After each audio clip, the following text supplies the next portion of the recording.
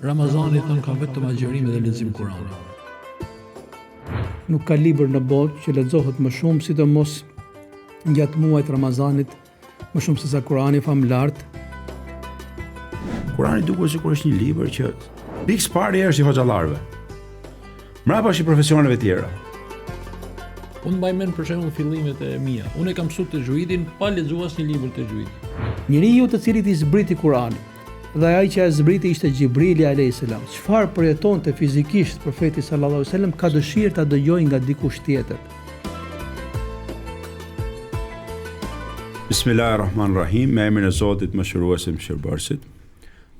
Sot në këtë ditë e bekuar agjërimi, ne do ndalojmë për një prej specifikave më të rëndësishme që ka muaji Ramazani, që është zbritja e Kuranit. Normalisht, përtej vlerave që ne mund t'i japim si besimtar, por vlerë reale në fakt e merr në momentin kur ne përpiqemi të thellohemi ke mësimet e Kuranit, të shfletojmë atë si duhet, ta lexojmë atë ashtu siç i takon atij të lexohet.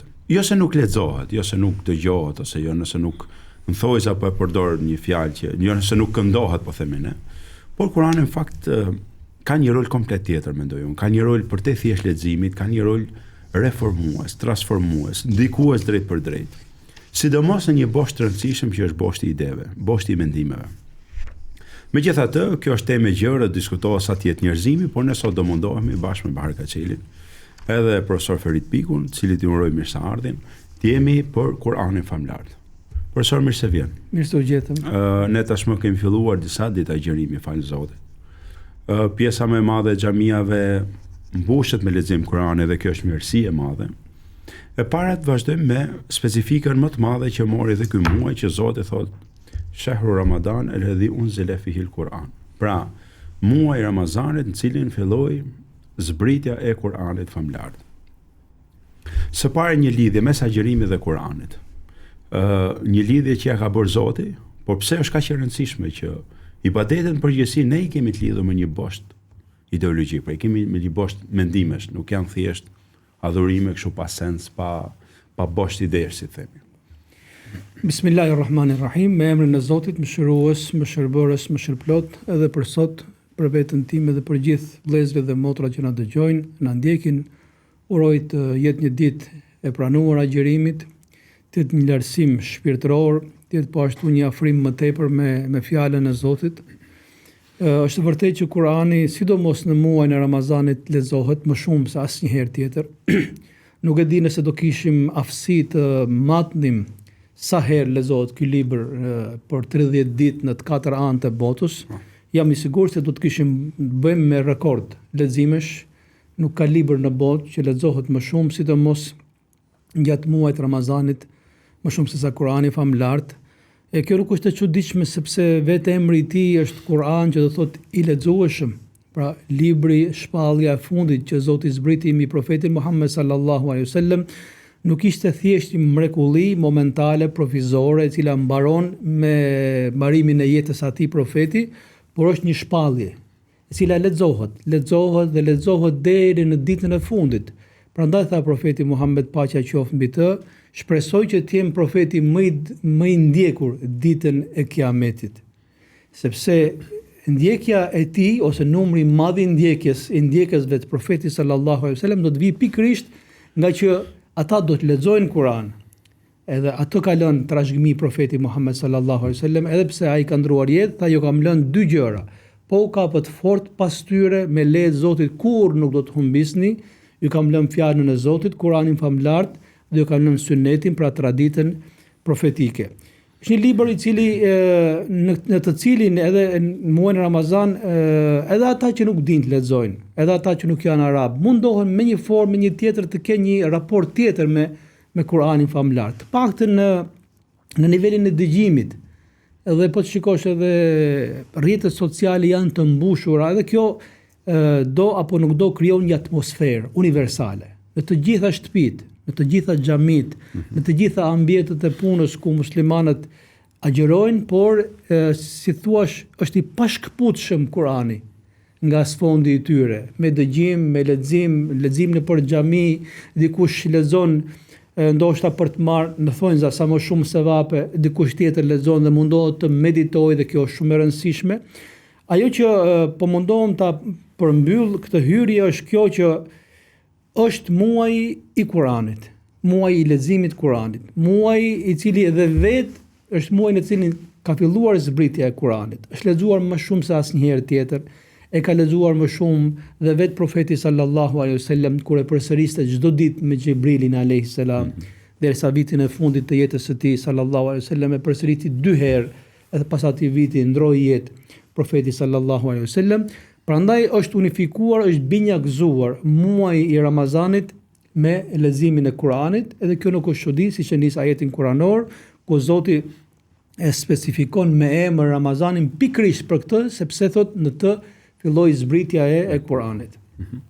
Më harë se ti e marrë pak më shumë e këto tradita që kanë pas muslimanët në Ramazan me Kuranin. Për shembull, për ndoshta ne këto në Shqipëri e kemi pak të zbehur këtë, po kanë mukabele për shembull që e kanë prej traditave të veçanta për ta treguar që është muaji i Kuranit. Pra janë ato, po themin ato hallakat, domethënë ato uljet e leximit të Kuranit që ku ka ngel tradita vazhdon sot e kësaj dite që lexoj pjesë ndjek dhe pjesë lexon. Përpara se ta lëm profin me fol. Ajo që është e habishme është se qytetet e mëdha shqiptare ka pas Darul Qura, si quhen. Pra një lloj medreseje, pra specifike vetëm për leximin e Kuranit. Edhe tradita ka qenë se normalisht shtyp shkrimi s'ka qenë masiv në atë kohë. Dhe në përgjithësi hafizllarët bëheshin hafizat tek mësuesi i tyre, tek hoxha, tek muderrisi, edhe një ndër kriteret e marrjes së ixhazës si hafiz ishte edhe shkrimi i Kuranit me dorë. Pra secili hafiz, hafizi masi të merrte, pra mos i jepte provimin që e ka pranuar, domthonë e ka plotësuar hifdhin e tij, pra miratohesh, kishte edhe provimin tjetër, pra nëse kishte kaligrafi të bukur, nxitesh edhe më shumë, po në përgjithësi secili hafiz e ka pas Kuranin të shkruar me dorën e tij. Edhe ka pas edhe për këtë komision të posaçëm që e korrigjonte, pra kjo është bodën, kështu kjo është bashkë. Pra unë du ta lidh me ata që tha profesori që Kurani është i lexueshëm edhe tek ata që nuk e njohin arabisht. Biles numri më i madh i hafizave kam idenë që është në pjesën jo arabisht folse. Edhe nga përvojat që kemi edhe me arabisht folse, thotë ju e marrni mend më mirë Kuranin sepse nuk e ngatroni ajetet e ngjashme, nga që ato që se dinë arabisht nuk e kuptojnë edhe nëse kjo është. Edhe ajo që është interesante është pikërisht kjo që ja jep këtë veçori Kuranit është ajo mukabele pra leximi përballë. Po shofish profeti Muhammed sallallahu alaihi wasallam. Nga aty është marrë kjo traditë. Aty është suneti. Xhibrili alayhis salam i tha lexo. Edhe profeti çfarë i përgjithë unë s'di të lexoj. Pra zbritën ajetet e para. Mi po të shofish mas kësaj, profeti Muhammed sallallahu alaihi wasallam i nxiste njerëzit që të mësojnë shkrim e lexim.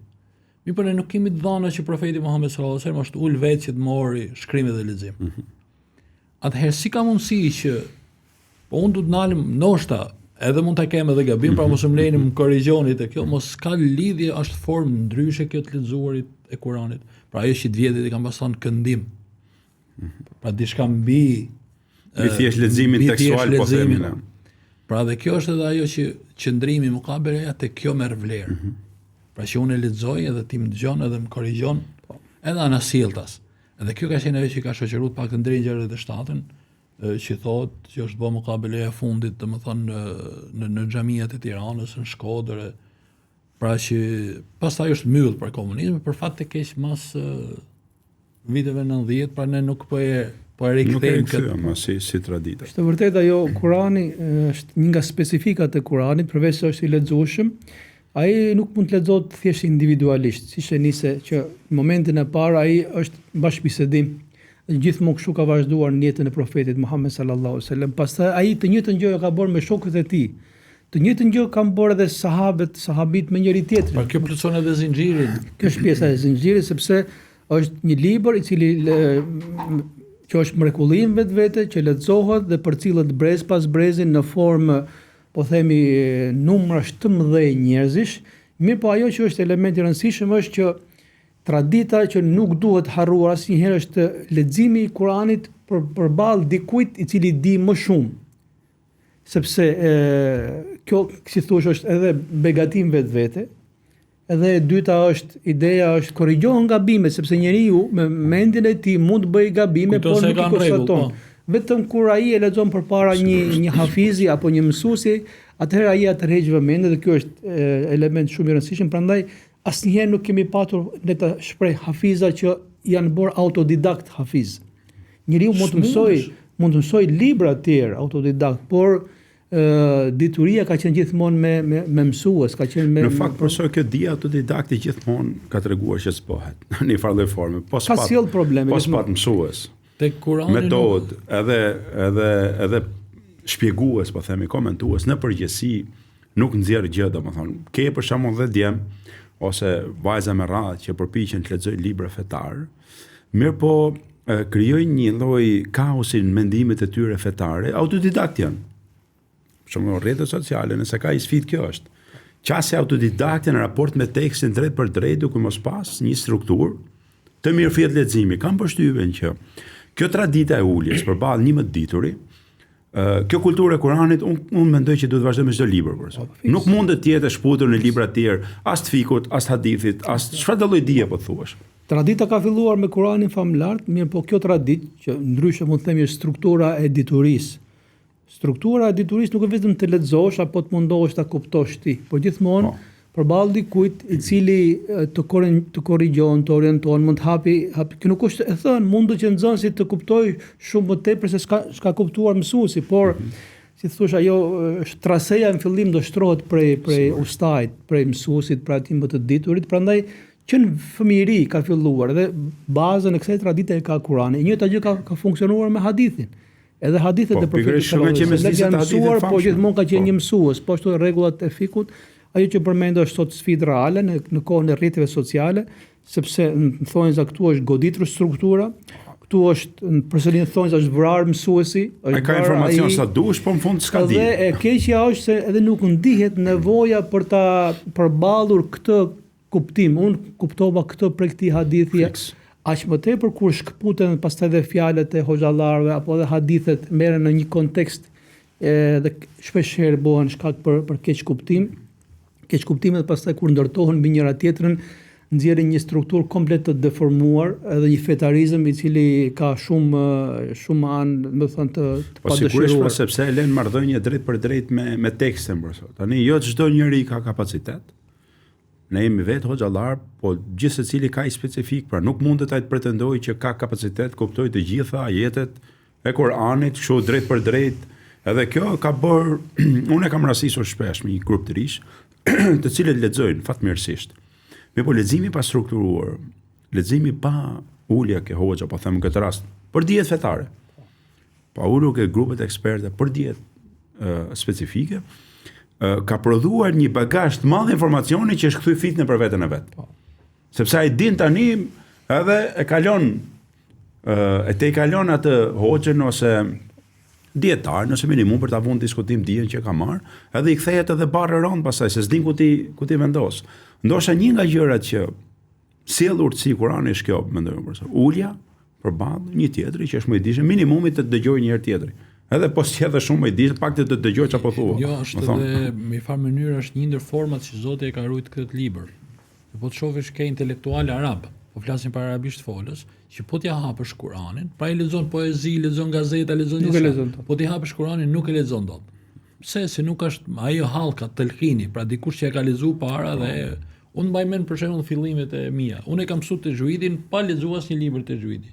Vetëm thjesht duke imituar. Pra këtu thoshte bëhet hundore, këtu bëhet kështu, këtu bëhet ashtu.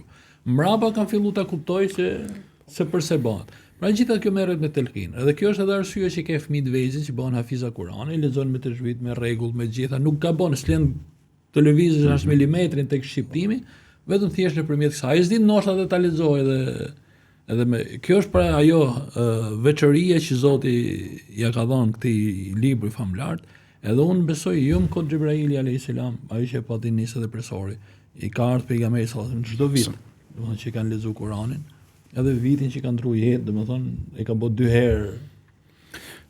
Profesor, të kalojmë në një gjë tjetër që unë mendoj që duhet ketë fokusin e vet. Në përgjithësi, njerëzit kur shputen për përjetuar një gjë personale ose individuale, nuk është se kanë të mirëqenë dhe një bosh mendimesh të sakta. Pra, ai shkon me atë bagazh që ka. tërhiqet nga kjo botë nga një herë njerëzit, bëhen individualist, por me demek mu kthjelluar, po kthjellohet më aq sa bagazh ka ky. Pse adhurimet tek ne, që janë goxha individuale, lidhen specifikisht me i bosh kuptimesh korrekte? Pra, kam përshtypjen që lidhja e Kuranit me Ramazanin, me namazin specifikisht, nuk është thjesht me disa mendime si të vinë ty në mendje dhe vazhdoje vetë ti. Për shembull, yoga po them, ai rri dhe medito, po ti medito me atë fjalor që ke ti. Jo me një bot kuptim korrekt, që ti rikorrigjon. Pra, ai kthehej për ti rikorrigjuar, për rikorrigjon me ato bagazh që ka po vetë. Nuk mund ta bësh, si thuash, ilaçi nuk mund ta korrigjosh për zbrëndshmi. Kam përshtypjen që një nga specifikat e Kuranit kjo është. Nuk të lën në botën tënde tek vetëm. Ma të boshllëk, ma të halle që ti ke, po të vjen një manual që është udhëzues, apo hudan lin-nasi, bayinat min al-huda, apo jo, sqarues, apo jo, është furkan.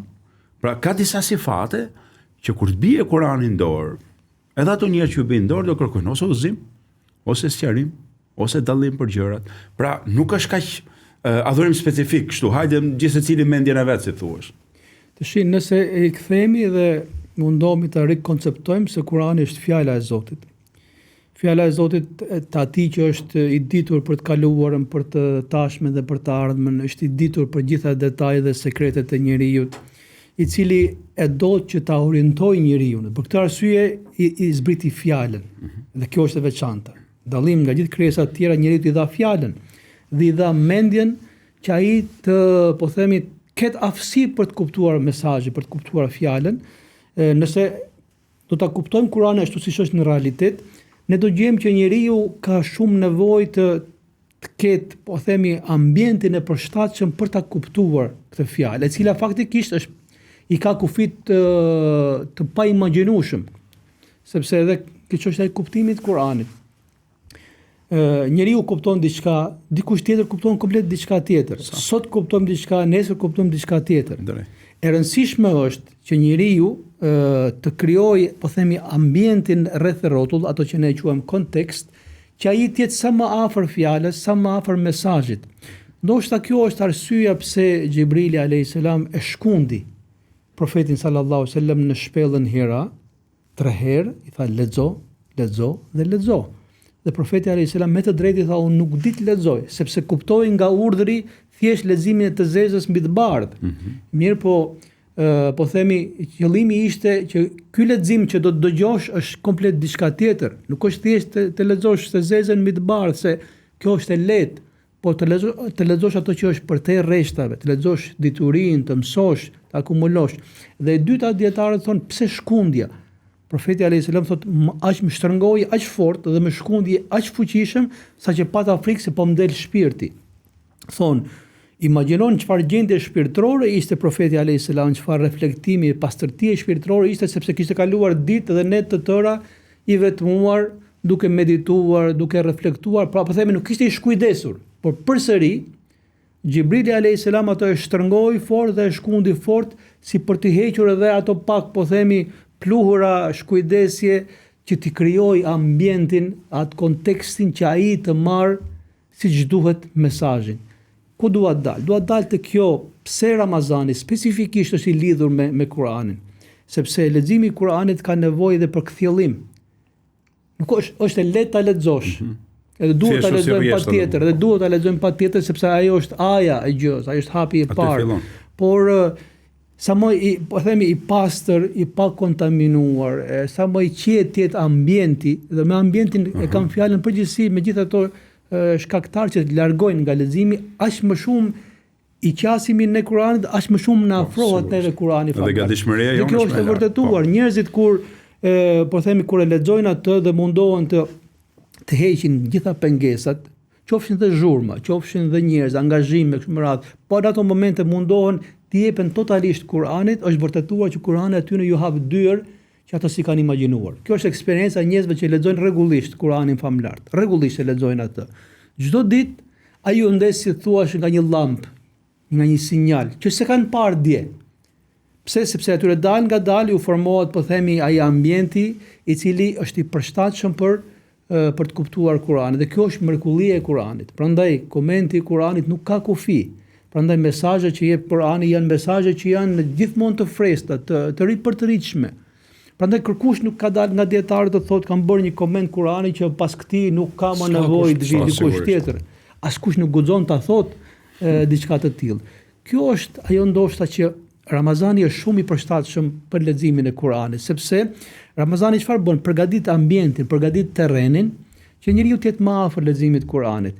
Agjërimi ndikon automatikisht në aspektin material të njeriu, duke rënë fuqitë, epshet, pasionet e trupit njeriu, e zbut natyrën njerëzore. I zbut ato përgjithësi prirjet që mund të jenë shpeshherë me karakter dhe shtazor tek njeriu, është normale.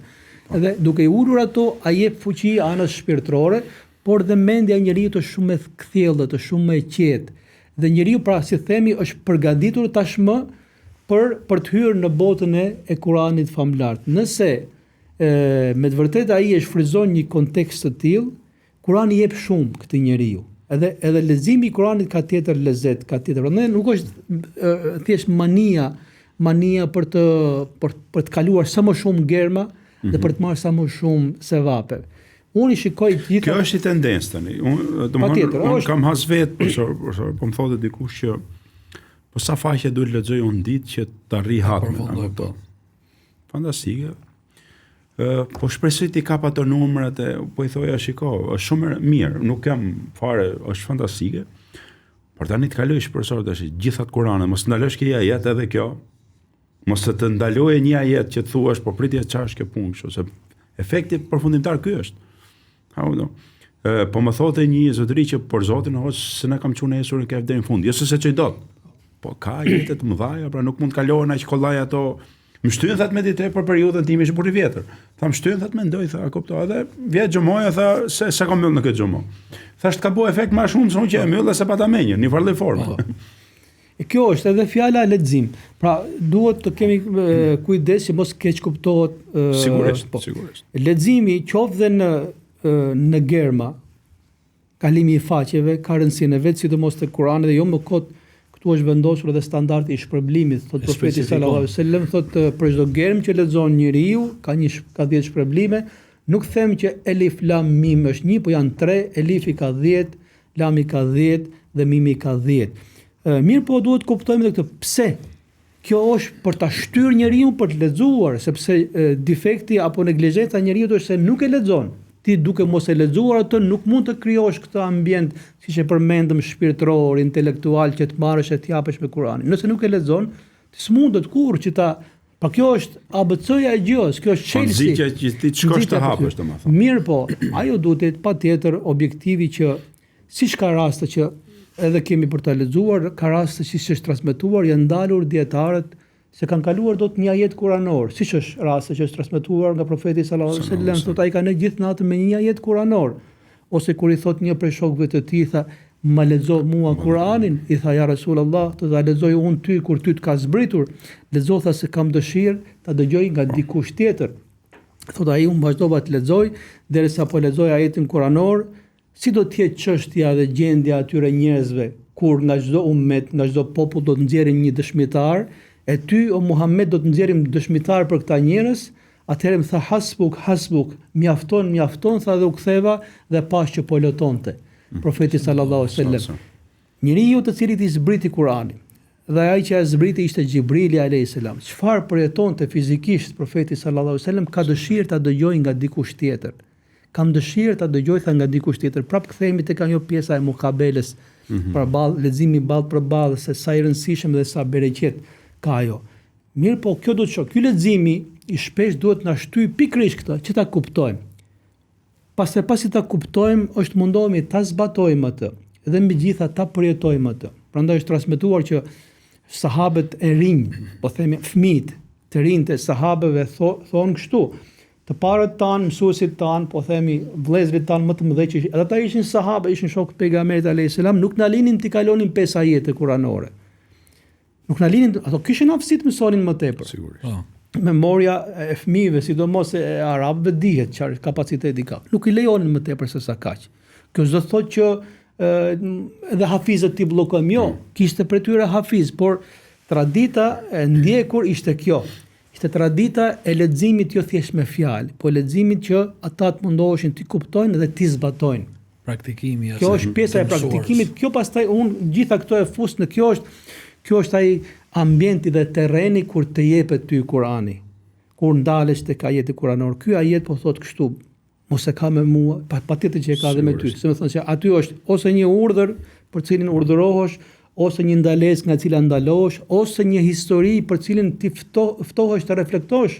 Sigurisht. Sepse siç ka ndodhur në histori të ndodhet ty, të ndodhet njerëzve të tjerë. Pra, ose koncepte që sqarohen, ose ide që shtohen. Prandaj ka ato që nuk mundet të përfitosh nga Kurani nëse sheh thjesht një libër që i ka zbritur dikujt tjetër. Nëse nuk thua që ky është libri im, po më flet mua. Dhe imagjino sikur po atëherë ty ke ndërtuar tjetër marrëdhënie me Kuranin dhe ai të jep. Kurani është në faktikisht leximi dialog vjen. Vet leximi i Kuranit gjithë e kemi provuar që është dialog. Po vjen dialog. Është diçka që po të shohësh pa Kurani me të vërtetë është burim dije. Si thotë i Madhi Zot fetakullahu alimkumullah, pra friksoni Zotit që Zoti t'ju mësoj juve. Pra Kurani është burimi kryesor i devotshmërisë. Pra dhe njeriu kur lexon Kur'an domosdoshmërisht është përmirësuar, ka shtu një lloj dize, po themi një lloj doze të takuas ti edhe që po i shtohet edhe bot kuptimi. Edhe kjo ndodh, për shembull, të paktën ne që e lexojmë arabisht edhe e kuptojmë deri diku. Pra po të shohësh kushdo që lexon Kur'an, pavarësisht nivelit të tij të diturisë, vetë kënaqet, pra kam arritur ta kuptoj, nuk ka asgjë nga Kur'ani që unë nuk e kuptoj. Nuk kalon as i fjalë që secili me diapazonin e tij nuk e din kuptimin. Mirë, po kur dëgjon një dietar tjetër, dietar tefsiri, dietar gjuhës arabe, po ti thua, ja ku qen edhe një kuptim tjetër. Po është diçka që ta shton atë. Edhe diçka tjetër që unë du të kujtoj veten edhe të gjuhësit që nganjëherë janë disa teknicitet, gjëra teknike, pra që ne i kalojmë pa dije. Ajo që ne me të vërtetë themi leximi i Kuranit, po përpara se të lexojmë Kur'an, çfarë na kërkohet? Marrim abdes, kthehemi nga kibla. Po gjitha këto janë standarde paraprirëse, përgatitja e atij ambientit që ne ti të arrish ndoshta të shkunjën e Xhebrailit kur i ka zbrit profetit, jo, ama që ti kesh një lloj vetdije për atë që po lexon. Unë zgjatem më shumë këto ditë gjithë më kanë pyetur, çfarë më këshillon, çfarë të bëj? Ramazani them ka vetëm agjërim dhe lexim Kurani. Mi për shumica njerëz hoxhat ato lexojnë thotë po s'kuptoj asnjë gjë, për ato që i lexojnë arabisht. Ati i them për çdo shkruajnë ka 10 sevape. Lexoj me këtë nijet, hec. Po. Dikush tjetër thotë po si ta kombinoj. Pra e di që ka kapacitet pak më shumë, i them lexoj një faqe arabisht, ktheju shqip një faqe për kthimin. Shifë si ndodh. Don më shumë, ka libra tefsiri, ka gjëra që janë përkthyer që janë ekstra. Se vetë ajo do të dërgoj diçka shumë interesante për ajo që tha profesori secili krijon një far raporti me Kur'anin, që po më thoshte dikush unë çdo ditë që çohem, pra që ka atë wirdin e tij, pra të leximit Kur'anit, thonë nuk lexoj Kur'an, por them sot kam një xhuz apo 2 xhuza, apo unë çohem mjes edhe e hap Kur'anin. Edhe aty çfarë më qelloi thotë edhe unë e lexoj deri kur unë ta ndjej se jam ngop. Thotë po si nuk më ka qelluar as një ditë që të mos lexoj atë tha që unë kam nevojë. Po faktikisht hape ku dush ti çfarë do që thot Kurani është ajo që ti ke nevojë. Mënyra si është ndërtuar është. Ama kur rombi krijon, më themi, një lloj raporti specifik me Kuranin, patjetër që edhe të përgjigjet edhe sipas nevojës. Provo, këtu ka një kritik mendoj unë me deri diku dhe me vend. Deri diku koha ku kalojmë e kemi pozicionuar Kuranin në disa lloj po them kështu raftesh, caktuara. Dhe nuk kemi tentuar të minimumin në aspekt ligjërimi, po them, që të kalojë edhe në diapazone të tjera. Pra, Kurani duket sikur është një libër që pikë parë është i hoxhallarëve. Mbrapa është i profesioneve të tjera. Dhe ato profesione të tjera përpiqen ta lexojnë domosdoshmërisht nëpërmjet nesh. Për shembull ky Fazlur Rahmani, për shembull ky thonte që jo më shumë se 3% e Kuranit trajton çështje rregulla specifike fetare. 97% ka të bëjë o histori, o moral, o shtet, o ligj, o ekonomi, o marrëdhënie shoqërore, o strukturë individi, pra o çështje psikologjike, pra si thuash profesor, nuk është i libër që i kanë ngel dorëve të moxhallarëve. Një dimension. E dyta, mua më rezulton që Kurani vendin e vet tani për ta bërë këtë kritikën vetëm për 3 gjëra është. që mbiem o kur smuret në një, o kur bie në gjumë shumica, se kështu më vjen mua, vallai më thon deri në gjumë. Po kur zgjohesh nga gjumi, sa shto po për të ra një herë të sigurt. O kur vdesim. Pra e kemi pozicionuar në të dy struktura dhe deri diku njerëzit profesor e ke parasysh kanë krijuar deri diku mentalitet që për këto është Kurani mo. Po erdhe deri këtu tani fillo Kurani punë. Nuk ka diçka tjetër më në struktura të tjera. Kjo është një shqetësim i drejtë. Shpeshherë thash unë kur trajtojmë një problematik apo një koncept, ajo është pikërisht për ta orientuar gjën, jo thjesht për ta kritikuar leximin apo anën shpirtërore, po Kurani mbetet mahnitës dhe mrekulli. Ai ka një forcë të jashtëzakonshme, qoftë dhe qetësie që i jep njeriu. Kjo është e vërtetuar, domethënë. Po edhe shërimi patjetër. Edhe neve na ka ndodhur, domethënë është realisht si thot Zoti në Kuranin famlar, Ela bi dhikrillahi tatma'innul qulub, a mund të qetësohet zemra përveç me përmendjen e Zotit dhe dhikrullah, përmendja e Zotit këtu parsisht është fjala e tij, është Kurani famlar. E ka këtë fuqi dhe Zoti e shëmbëllen shembullin e besimtarëve, ata që kur dëgjojnë fjalën e Zotit ju rënqethen lëkurat. Lëkura e njeriu rënqethet kur ka një, po themi, një faktor të rëndësishëm që po ndodh në trupin e këtij njeriu dhe kjo pa vetdia automatikisht çon që njeriu të rënqethet lëkura. Kurani e ka ndikimin shpirtëror dhe kjo është e garantuar. Edhe këtu ndikon dhe zëri mirë që të jemi sinqert, prandaj tajvidi është i rëndësishëm edhe për të qenë korrekt, por edhe për të qenë zë melodios. Islami nuk është kundra leximit të bukur, përkundrazi e nxit leximin e bukur të Kuranit famlar.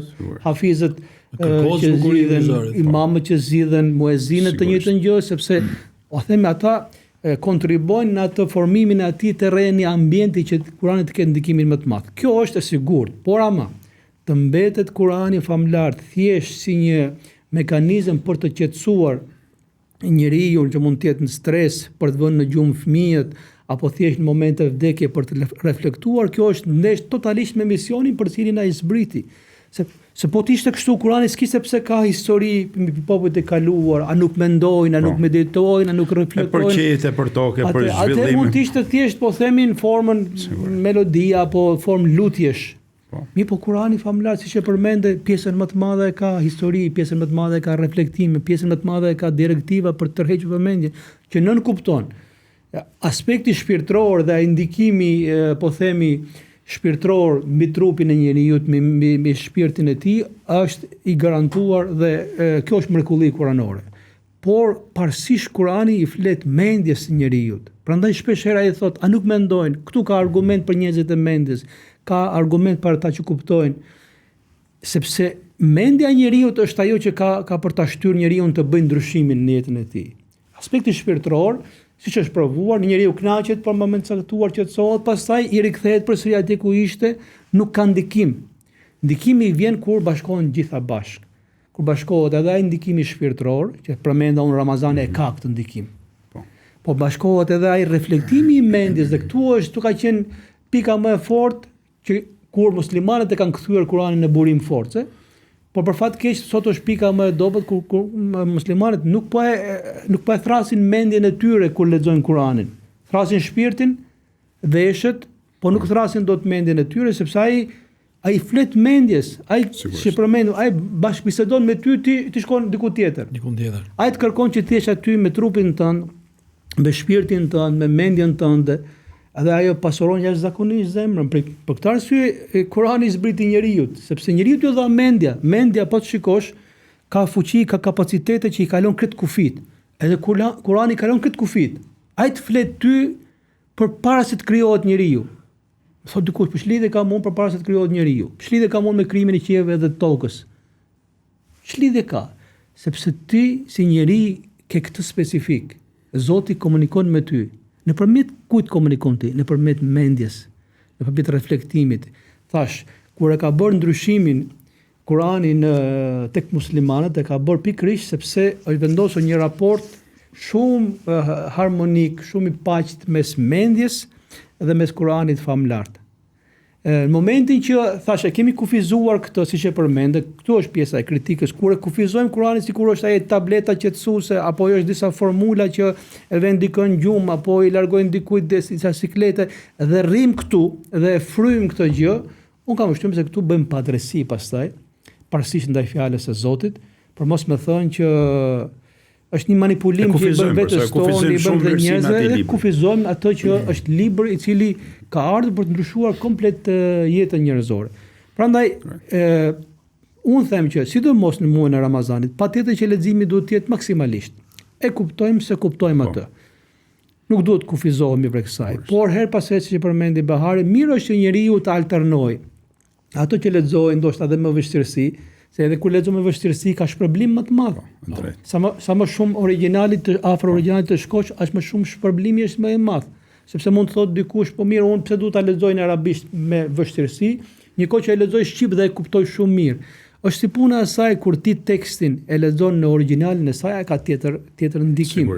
Por nuk duhet mjaftohesh të kjo pjesë, alternoje.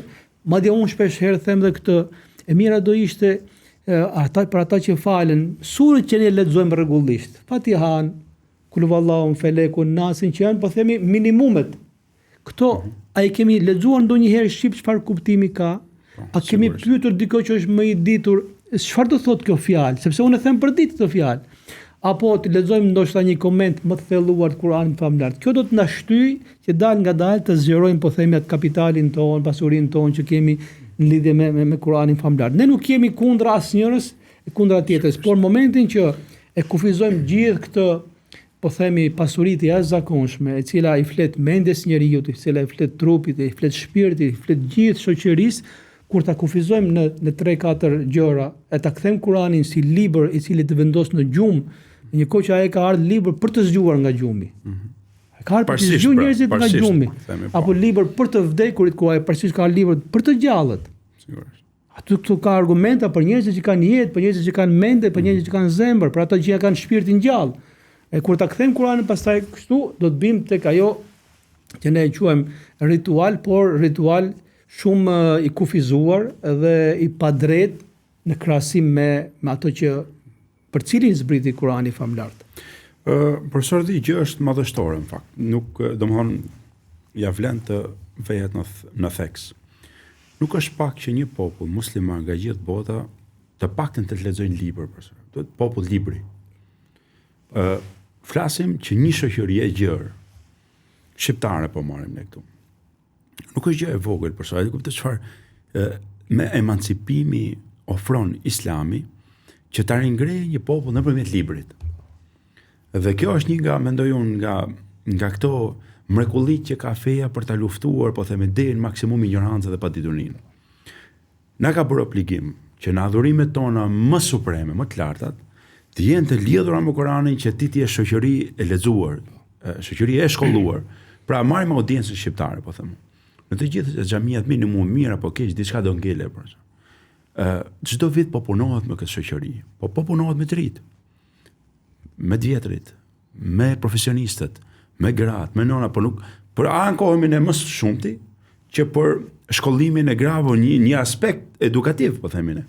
Po për të lutem, është një muaj rresht që punohet intensivisht, që të ketë një lloj zhvillimi.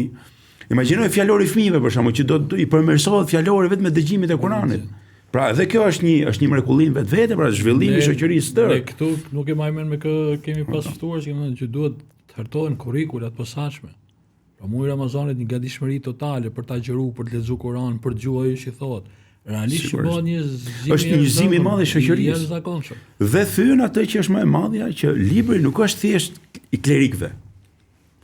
Kurani s'është një pronë private jona dhe vetëm ne klerikët e lexojmë dhe ne. Po lexojmë juve kur duam ne. Jo lexoj gjithë bota, por sa kjo është një libër që preket, lexohet nga gjithë njerëzit dhe fton një emancipim shoqëror, për cilën u them është mrekullim vetvete. Edhe duhet jetë, mendoj, duhet jemi të vëmendshëm ke kjo hapësirë. Nuk e di, ajo vlen përmendur këtu, por rasti i saj që është një zonjë arabe që jeton pra akademike, ushtron veprimtari në Amerikë, edhe që tregon historinë e saj me hartimin e kurrikulave të arsimit fillor. Thotë edhe u kërku që të hartojmë një kurrikul mësimore, pra me lëndët që që mësojnë përmendshë që librat që lexojnë e shkollor e jashkollor, të duke llogarit që për kur të mbarojë një fëmijë nivelin fillor, të ketë një fjalor për 20-25.000 fjalësh. Po. Po që të morësh sot 20-25.000 fjalë për një person që zotron një fjalor të tillë, pra ai thot poezi, shkruan libra, mban fjalime. Është i pasur pa diskutim. Është i pasur. Edhe çfarë thot? Edhe më duket se është e krishteri nga Libani. Krishteri, po. E thot këtu thot e kam kuptuar thot se përse kolonizatorët, pra britanikët dhe francezët kur kolonizonin një vend, goditje mektebeve, që ishte goditje mektebe. Parë që bonin mbyllnin mektebet e Kuranit. Po çfarë kanë qenë mektebet? Një hoxh me një katun që mësonte fëmijëve Kuranin. Pse thot sot aty e kanë pasur të kuptimin. Madje thot këtë me Arqef, Kurani ka 60.000 fjalë të reja total. Pra një fëmijë 10 vjeç. Po imagjinoj thot një fëmijë 10 vjeç, të ketë 60.000 fjalë të reja në kokë. Po njeriu thot mendon mbas fjalorit. Edhe ëndron dhe imagjinon. Imagjinoj ta kosh një fëmijë 10 vjeç që ka 60.000 fjalë të reja në kokë. Po fjalë, po jo fjalë që kemi ra tani Tom e Jerry e Baby Shark që kanë ra fëmijët. Po flasin fjalë të niveleve të larta. Ai thotë është një bibliotekë që ecën thotë. Është fuqi e jashtëzakonshme. Prandaj thash, imagjino sepse Zoti komunikon me njeriu nëpërmjet mendjes dhe mendja ka fuqi të jashtëzakonshme. Edhe tek fëmijët që ne s'na mushet mend, s'na merr mendja. Por forma më e mirë me cilën mund të mbushet kjo mendje që ka kufi të jashtëzakonshëm është pikërisht është detyria e krijuesit, detyria hyjnore dhe ato që përmendet ty fjalë, për mua janë koncepte dhe një koncept kuranor është një botë në vetvete. Të kuptoj për shembull konceptin njeriu është mëkëmbës. Ç'të thot fjala mëkëmbës? Inni ja'ilun fil ardi khalifa, unë do të krijoj në tokë një mëkëmbës. Atë automatikisht njeriu niset me atë fëmia e vogël thotë unë jam mëkëmbës i Zotit në tokë. Unë jam kujdestar për këtë jetë, kujdestar për të gjallët, kujdestar për kafshët, për ujin, për bimët, për pemët. Ajo është vetëm një koncept mund të ndodhi komplet në ndryshimi. Marr konceptin e engjëve, konceptin e universit, i cili është, më thënë, pa imagjinueshëm, që është pafund, po ashtu të botës tjetër. Imagjino se çfarë ndodh në jetën e këtij fëmije apo këtij të ri apo këtij njeriu, si më thënë. Ka shkollë, nuk ka universitet i cili i afrohet kësaj. Kjo është pjesa, thash që është pjesa e pasurisë, të jashtëzakonshme që Kurani ka shumë informacion, po i cili orienton dhe duhet me pas, siç qëram dakord që gjithmonë dikush që e orienton atë. E orienton të filloj dal nga dal, të kuptoj këto që ai di përmendsh.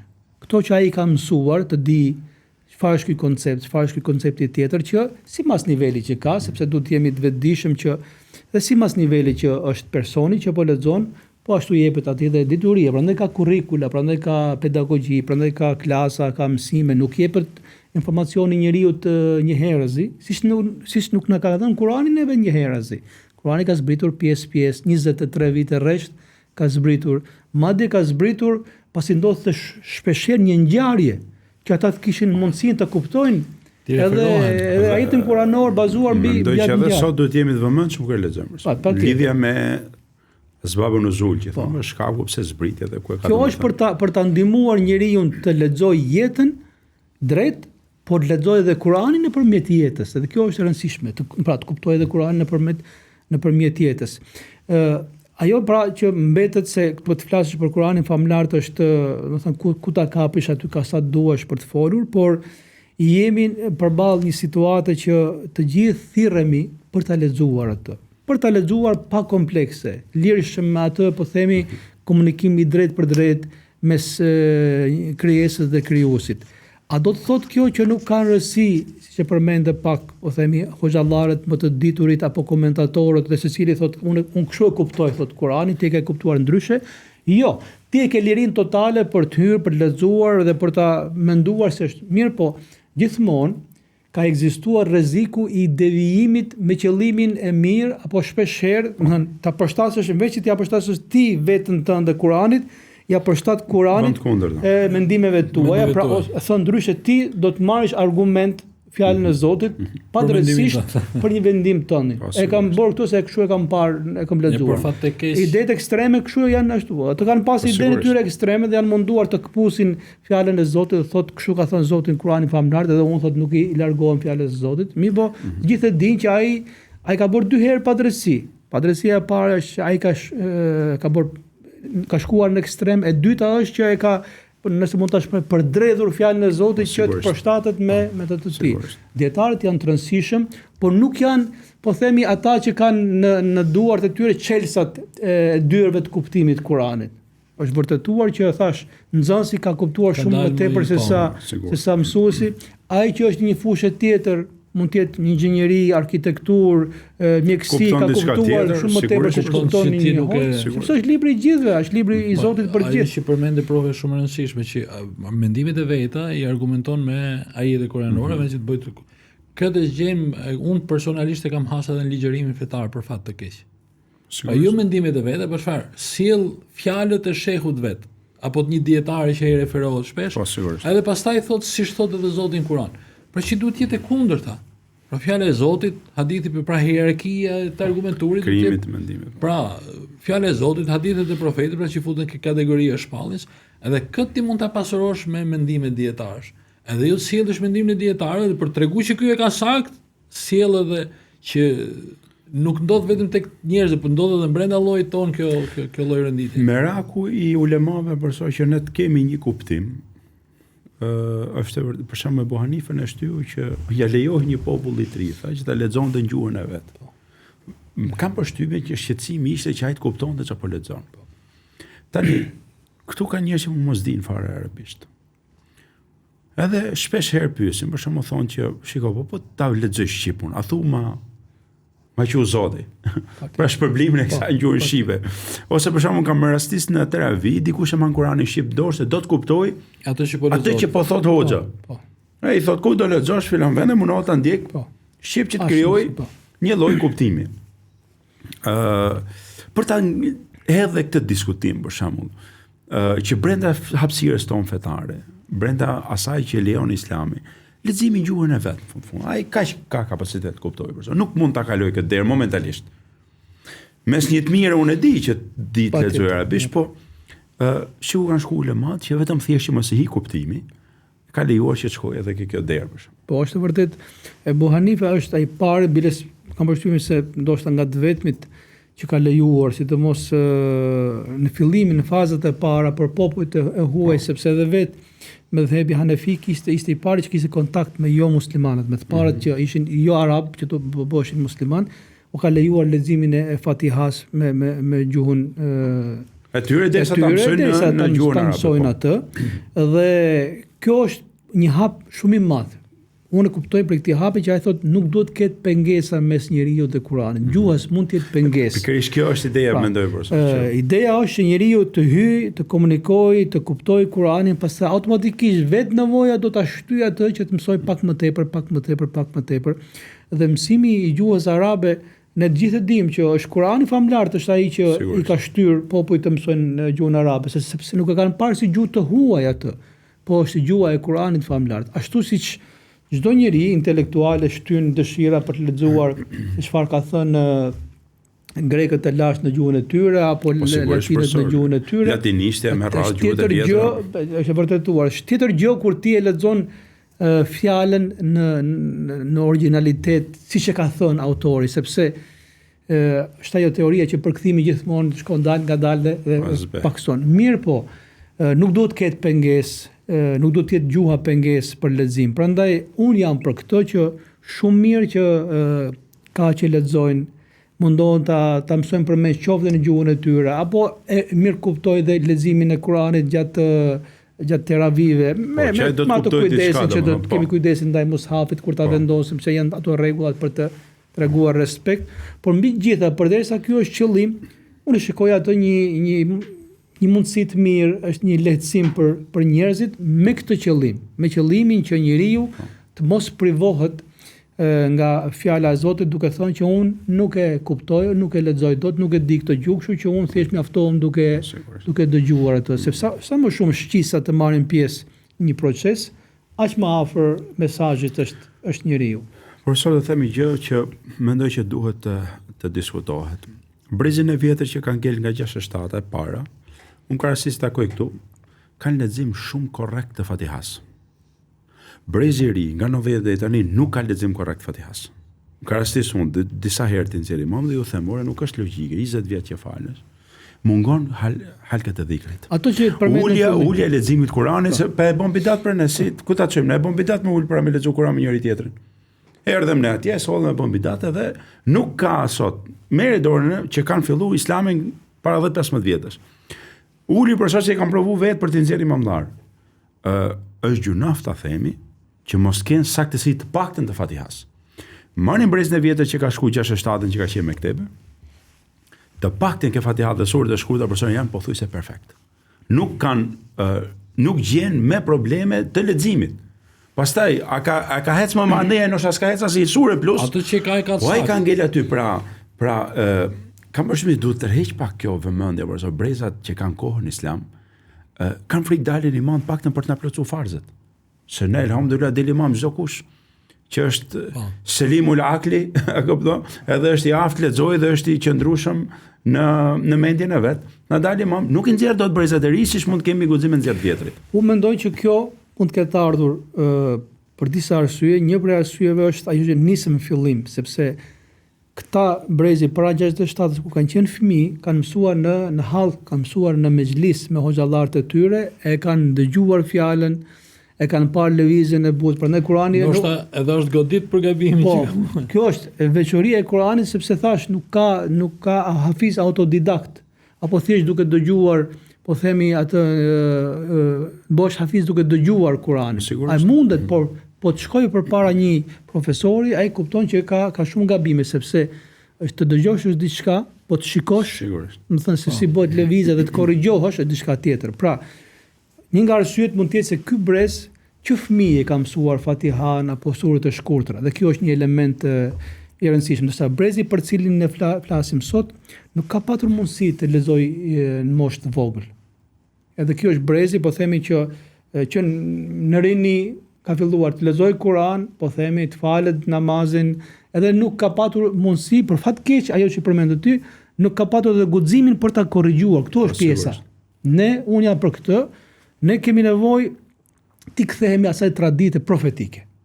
Që profeti alayhis salam e lexon me Xhibrilin, ndërkohë që ajo është i dërguar i Zotit, ajo është arab, ai kupton më mirë se askush tjetër, por e lexon gjithmonë me të. Në prezencën e Xhibrilin. Shokët e pejgamberit alayhis salam e lexojnë ato përballë njëri tjetrit, po ashtu vetë profeti ka dëshirë her pas here ta dëgjojë nga dikush tjetër. Kjo është traditë që ne duhet ta ngjallim, dhe unë jam për këtë që hafizët të gjejmë mekanizmat, duhet të gjejmë edhe hoxhallarët ta lexojnë përpara.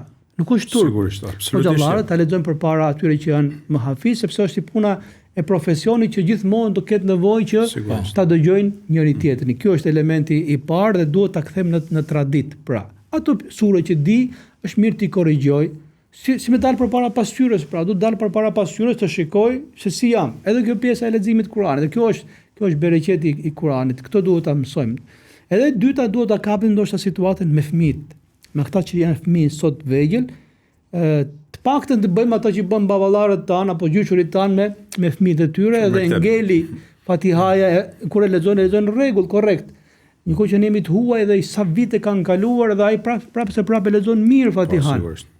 Këtë ne duhet të bëjmë me brezin e fëmijëve tanë që të paktën ta ringjallim traditën e leximit të Kuranit tek këta. Një gjë të mirë që kanë vëllezërit tonë në Kosovë është pothuajse çdo xhami ka mektep. Kanë vazhduar traditën, edhe në Shkup, po kështu është edhe pjesa e Maqedonisë. Dërgohen, mësojnë, lexojnë. Ai i rritet, shkon kurbet, e përfshin jeta, ama i ngelet ai paket informacioni që ka marrë. Patjetër. Profesor, ne kështu erdhëm deri në fundit të kësaj pjese. Faleminderit që ishe sot. Faleminderit Zotës për bleft. Faleminderit. Të nderuar motra dhe vëllezër, ne mbyllim dhe sot pjesën e Kuranit me shpresë shumë që më të vërtet Kuranit kalojnë ashtu siç e meriton në vendin që i takon. Të bëhet ai edhe për mendjen, edhe për shpirtin, edhe për jetën udhëzim. Dhe lut Zotin e gjithësisë që ky Ramazan të jetë i pranuar dhe kjo ditë të jetë e pranuar. Deri në takimin tjetër bashkërisht. Selam aleikum wa rahmetullahi wa barakatuh.